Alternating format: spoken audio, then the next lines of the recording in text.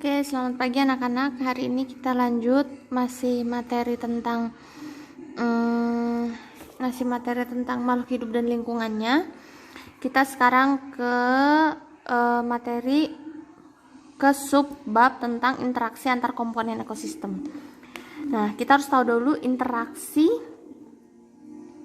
antar komponen ekosistem itu apa. Jadi pengertiannya adalah interaksi antar komponen biotik dan abiotik dalam lingkungan yang mengakibatkan terjadinya daur materi dan aliran energi. Jadi interaksi antar komponen itu adalah interaksi antara komponen biotik, mau itu hewan, tumbuhan, bakteri, dan abiotik, mau itu tanah, air, kerikil, dan lain sebagainya, dalam lingkungan yang mengakibatkan terjadinya daur materi dan aliran energi. Nah, habis itu kita lanjut, apa sih yang dimaksud daur materi dan aliran energi? Daur materi adalah perputaran materi dari komponen abiotik ke komponen biotik lalu kembali lagi ke komponen abiotik lagi.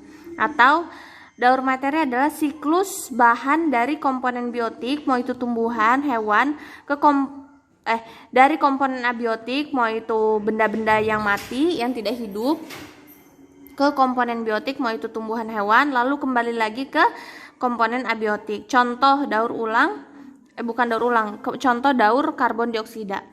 Nah, ini ada penjelasan tentang daur karbon dioksida itu apa. Jadi karbon dioksida itu biasa dihasilkan dari hewan dan manusia dari proses bernafas. Kamu kan kalau bernafas, kita sebagai manusia dan ada juga hewan, itu kalau bernafas menghirup oksigen. Nah, setelah menghirup oksigen, lalu kita menghela nafas atau mengeluarkan gas yang namanya karbon dioksida.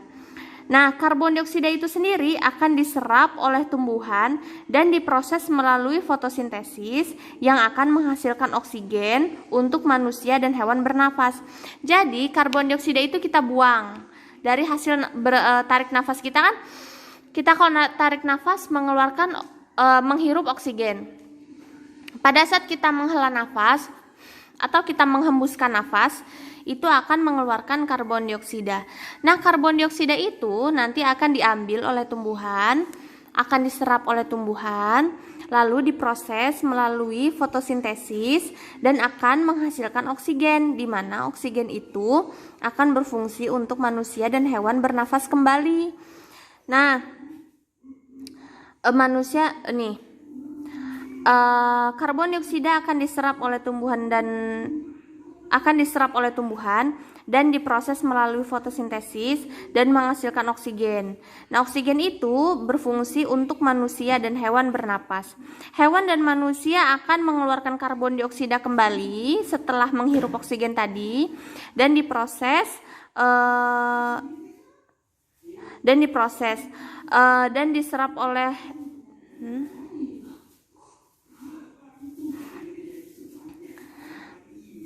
hewan dan manusia akan mengeluarkan karbon dioksida dari proses pernafasannya, akan diserap lagi oleh tumbuhan, begitulah seterusnya. Jadi tumbuhan menghasilkan oksigennya kita serap, lalu kita menghembuskan karbon dioksida itu diambil oleh tumbuhan lagi, dan di tumbuhan diolah melalui proses fotosintesis, lalu menghasilkan oksigen itu manusia hirup, manusia bernafas, lalu manusia mengeluarkan lagi karbon dioksida dan diserap lagi oleh tumbuhan, dan begitu pun seterusnya.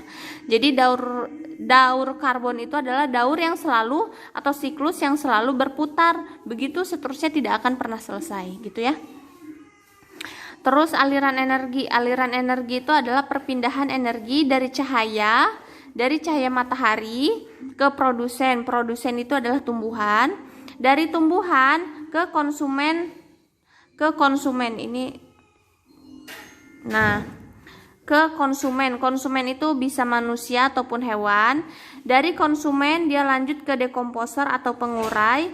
Dekomposer atau pengurai itu siapa? Yaitu adalah bakteri dan jamur, gitu ya.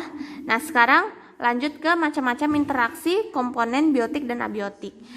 Interaksi komponen biotik dan abiotik itu ada 3. Yang pertama adalah rantai makanan. Rantai makanan itu contohnya kayak gini. Dalam suatu ekosistem sawah itu pasti ada padi. Nah, di ekosistem sawah itu ada padi. Selain ada padi, biasanya ada siapa? Ada tikus, ada ular, ada elang, dan lain-lain sebagainya. Nah, rantai makanan itu kan perpindahan energi antar makhluk hidup. Nah, itu namanya aliran energi. Nah, dalam kita hidup dengan lingkungan, itu ada yang namanya rantai makanan. Contoh rantai makanan yang pertama adalah dari padi atau produsen ini, produsennya adalah padi, dimakan oleh tikus. Tikus nanti akan dimakan oleh ular. Ular nanti akan dimakan oleh elang. Lihat di sini ada konsumen 1, 2, 3, Ibu jelasin. Padi itu kedudukannya sebagai produsen. Produsen itu adalah tumbuhan, mau itu padi, jagung, rumput, pohon, itu semuanya adalah tumbuhan. Namanya produsen. Nah, nanti padi ini, tumbuhan ini akan dimakan oleh hewan. Hewan yang paling rendah yaitu kalau padi dimakan oleh tikus. Tikus ini kedudukannya adalah konsumen karena tikus memakan padi. Dia adalah konsumen. Konsumen yang pertama karena dia adalah hewan yang pertama. Lalu tikus biasanya dimakan oleh ular. Ular ini adalah konsumen kedua. Berarti ular ini adalah hewan yang kedua, kedudukannya yang kedua. Karena ular makan tikus. Habis itu ular akan dimakan oleh elang. Elang itu kedudukannya konsumen ketiga. Nah, kalian pasti bertanya, elang nanti akan dimakan oleh siapa? Elang itu adalah hewan yang paling kuat. Jadi dia tidak bisa dimangsa oleh siapapun. Elang itu adalah hewan yang paling kuat, burung yang paling kuat karena dia makan daging. Biasanya kan kalau burung makan biji, makan daun-daunan. Tapi kalau untuk elang dia pemakan daging, dia kuat. Jadi elang itu tidak akan bisa dimangsa oleh siapapun, kecuali elang akan mati dengan sendirinya. Lalu bangkai elang itu akan diurai oleh dekomposer. Dekomposer di sini adalah bakteri, bisa jamur dan lain-lain. Itu Ibu ulang ya. Contoh rantai makanan, ada padi, padi nanti dimakan tikus, tikus dimakan ular, ular dimakan elang. Elang tidak akan dimangsa oleh siapapun karena elang paling kuat. Jadi elang akan menunggu dia mati, dia akan mati dengan sendirinya dan akan diurai oleh dekomposer. Dekomposer itu siapa? Di sini Bu kasih dekomposernya bakteri. Jamur boleh Bu? Boleh. Gitu ya. Lanjut.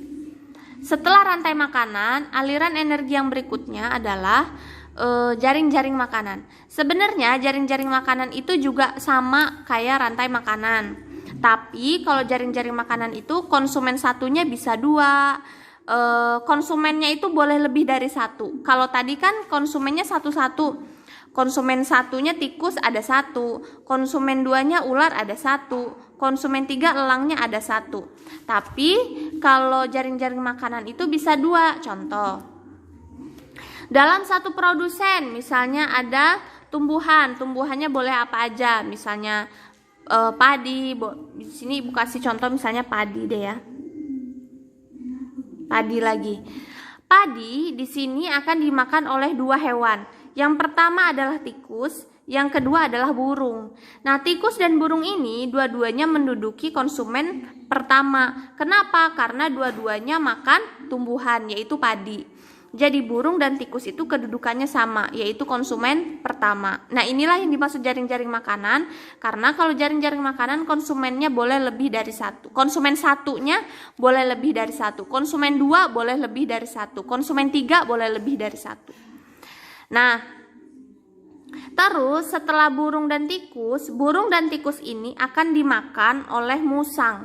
Musang itu bisa makan 2 hewan sekaligus di sini, bisa burung dan juga bisa tikus. Musang itu kedudukannya konsumen kedua. Kenapa? Karena dia makan burung dan tikus. Burung dan tikus adalah kedudukannya konsumen pertama. Setelah konsumen pertama pasti ada konsumen kedua. Di sini konsumen keduanya adalah musang, di mana musang makan burung dan juga makan tikus. Nah, musang nanti akan dimakan oleh elang. Elang di sini adalah konsumen ketiga. Nah, seperti Ibu jelaskan tadi, elang tidak bisa dimangsa oleh siapapun. Sehingga elang akan menunggu dia mati, dia akan mati dengan sendirinya, lalu akan diurai oleh jamur, di mana jamur itu adalah dekomposer atau pengurai. Gitu ya. Yang ketiga ini adalah piramida makanan. Ibu jelasin dulu pengertiannya. Piramida makanan adalah suatu kondisi yang menggambarkan perbandingan jumlah energi pada suatu ekosistem. Nah, ini ada gambarnya. Ada segitiga gini, selayaknya piramida. Yang paling bawah itu kedudukannya ada produsen. Di atas produsen itu ada konsumen 1. Di atas konsumen 1 nanti ada konsumen 2. Di paling puncak itu ada konsumen 3. Di sini Bu tulis keterangannya. Produsen ialah jumlah energi paling besar, sedangkan konsumen 3 ialah jumlah energi paling kecil. Yang namanya produsen, mau itu rumput, padi, pohon, jagung, dan lain sebagainya, kalau itu tumbuhan, produsen di sini bisa tumbuhan ya. Nah, tumbuhan itu energinya paling besar. Ya, energinya paling besar. Konsumen 1 energinya menurun, konsumen 2 energinya semakin menurun, sehingga konsumen 3 energinya paling kecil.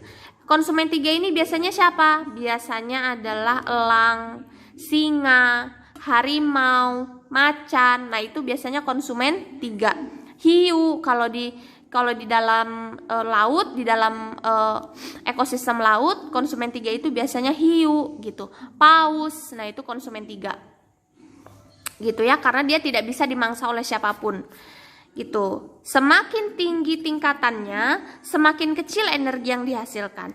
Semakin puncak, semakin kecil energi yang dihasilkan. Semakin rendah, semakin besar energi yang dihasilkan. Gitu ya. Contoh, Ibu contohnya tadi yang rantai makanan ya. Yang pertama itu tingkatan yang paling bawah adalah padi. Yang kedua tikus, yang ketiga ular, yang keempat elang. Gitu ya. Berarti elang itu energinya paling sedikit. Kalau padi energinya paling banyak. Gitu untuk penjelasan tentang interaksi antar komponen makhluk, antar komponen ekosistem. Jika ada yang tidak kalian pahami, silakan bertanya. Kurang lebihnya Ibu mohon maaf. Terima kasih, selamat pagi.